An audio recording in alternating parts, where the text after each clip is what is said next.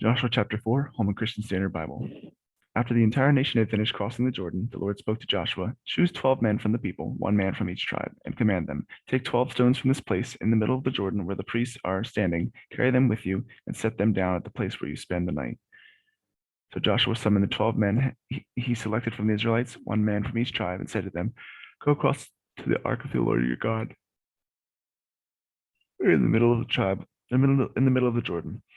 Each of you lift a stone on his shoulder, one for each of the Israelite tribes, so that this will be a sign among you. In the future, when your children ask you, what do these stones mean to you?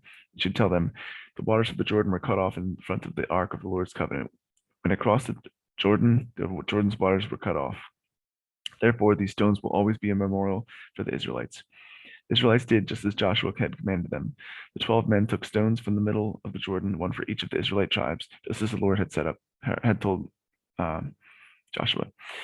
They carried them to the camp and set them down there. Joshua also set up 12 stones in the middle of the Jordan, where the priests who carried the Ark of the Covenant were standing. The stones are there to this day.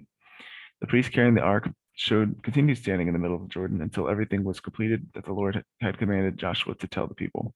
In keeping with all that Moses had commanded Joshua, the people hurried across, and after everyone had finished crossing, the priests with the ark of the Lord crossed in the sight of the people.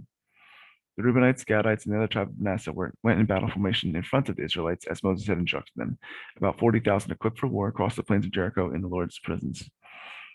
On that day, the Lord exalted Joshua in the sight of all Israel, and they revered him throughout his life as they had revered Moses. The Lord told Joshua, "Command the priests who carry the ark of the testimony to come up from the Jordan." So Joshua commanded the priests, "Come up from the Jordan." When the priests carrying the ark of the Lord's covenant came up from the middle of the Jordan, and their feet stepped on solid ground, the waters of the Jordan resumed their course, flowing over all the banks as before. When the people came up from the Jordan on the 10th day of the first month, and camped at Gilgal on the eastern limits of Jericho, then Joshua set up Gilgal and the 12 stones they had taken from the Jordan, and he said to the Israelites, "Is this in the future, when your children ask their fathers, what is the meaning of these stones, you should tell them, Israel crossed the Jordan on dry ground. For the Lord your God dried up the waters of the Jordan before you until you had crossed over, just as Lord your God did to the Red Sea when he dried up before us until we had crossed over. This is so that the people of the earth may know that the Lord's hand is mighty, and so that you may always fear the Lord your God."